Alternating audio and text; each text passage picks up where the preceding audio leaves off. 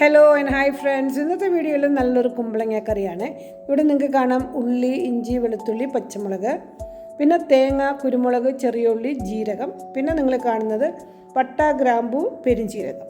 ഇത്രയാണ് നമ്മളിതിന് വേണ്ട സാധനങ്ങൾ. പിന്നെ കുമ്പളങ്ങ പീസസ് ആക്കി വെച്ചിട്ടുണ്ട്. അപ്പം നമ്മൾ പാൻ വെച്ചിട്ട് വെളിച്ചെണ്ണയാണ് ഇതിൽ ഒഴിച്ചിരിക്കുന്നത്. വെളിച്ചെണ്ണ ഒഴിച്ചിട്ട് നമ്മൾക്കിപ്പോൾ പട്ട, ഗ്രാമ്പൂ, പിന്നെ പെരുംജീരകം കൂടെ ഇട്ട് പൊട്ടിച്ചിട്ട് നമുക്ക് ഉള്ളി ഇടാം. ഇതില്ലാതെയും ഞാൻ വേറൊരു ഓപ്ഷനിൽ ചെയ്തിട്ടുണ്ട്. അത് ലോങ് വീഡിയോ ആണ്. അപ്പോൾ ഇതൊരു വെറൈറ്റി ആണ്. ഇത് മൂന്നും ഇട്ട് പൊട്ടിയതിന് ശേഷം നമ്മൾ ഉള്ളി ഇട്ടു. ഇത് അവോയ്ഡ് ചെയ്യണമെങ്കിൽ ഉള്ളി ഇട്ട് തുടങ്ങിയിട്ട് നിങ്ങൾക്ക് ബാക്കിയുള്ളതെല്ലാം ഇതുപോലെ ചെയ്തിട്ട് ലാസ്റ്റിൽ നിങ്ങൾക്ക് വെളുത്തുള്ളി ഇട്ട് കടുക് വറുത്തെടുക്കാം. വെളുത്തുള്ളിയും വറ്റൽമുളകും കടുകും ഇട്ടിട്ട് കേട്ടോ. അപ്പോൾ ഇത് വേറൊരു വെറൈറ്റിയാണ്. അപ്പോൾ നമ്മൾ ഈ ഉള്ളിയും പച്ചമുളകൊക്കെ ഇട്ട് ഇഞ്ചിയും വെളുത്തുള്ളി ഇട്ട് വഴറ്റി അതിനുശേഷം നമ്മളൊരു 3/4 ടീസ്പൂൺ മഞ്ഞൾപ്പൊടി, ഒരു ഹീപ്പ് ടീസ്പൂൺ പിന്നെ മല്ലിപ്പൊടി ഇടുകയാണ്. പിന്നെ അതുപോലെ തന്നെ കാശ്മീരി മുളക് ഒരു ഹീപ്പ് ടീസ്പൂണായിട്ടിട്ട് ഇത് മൂന്നും കൂടെ ഇട്ട് നന്നായിട്ട് നമുക്കൊന്ന് വഴറ്റിയിട്ട് നമുക്ക് പിന്നെ നമ്മൾ പീസസ് ആക്കി വെച്ചിരിക്കുന്ന കുമ്പളങ്ങ ഉണ്ടല്ലോ അതും കൂടെ ഇട്ട് നന്നായിട്ട് യോജിപ്പിച്ചിട്ട് നല്ല തിളച്ച വെള്ളമാണ് ഇതിലൊഴിക്കുന്നത് കെറ്റിൽ നിന്ന്.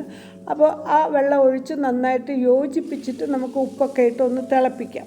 അടച്ചു വെച്ചിട്ട് തിളപ്പിക്കണം. ഇതിൽ വേറെ ഒന്നും നമ്മൾ ചേർക്കുന്നില്ല.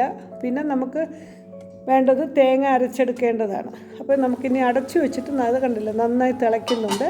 അവിടെ ഇരുന്ന് തിളയ്ക്കട്ടെ. നമുക്ക് ബാക്കിയുള്ള കാര്യങ്ങൾ ചെയ്തിടണം. ബാക്കിയുള്ള കാര്യം എന്ന് പറഞ്ഞാൽ തേങ്ങയും കുരുമുളകും ചെറിയ ഉള്ളിയും ജീരകവും ഈ 4 കൂടി ഇട്ട് നമുക്ക് നല്ല ഫൈൻ പേസ്റ്റാക്കി അരച്ചെടുത്തതിന് ശേഷം നമുക്ക് ശരിക്കും ഇത് തേങ്ങയുടെ ക്വാണ്ടിറ്റിയൊക്കെ നിങ്ങളുടെ ഇഷ്ടാനുസരണം ഇതിങ്ങനെ കുറുകി വരും കേട്ടോ. വളരെ ടേസ്റ്റിയാണ്. ദോശയ്ക്കും ചോറിനും ചപ്പാത്തിക്കൊക്കെ നമുക്കിതെടുക്കാം ഈ ഒരു കറി.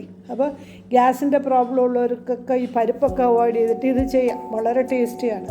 അപ്പം നമ്മളിപ്പം തേങ്ങ അരച്ച് ഒഴിച്ചു. ഇനി അതിൻ്റെ മിക്സീൻ്റെ ജാറും കൂടെ ഒന്ന് കഴുകി ഒഴിച്ചാൽ നല്ലൊരു എന്താ പറയുക കൊഴുപ്പുള്ള ഒരു കറിയാണ്.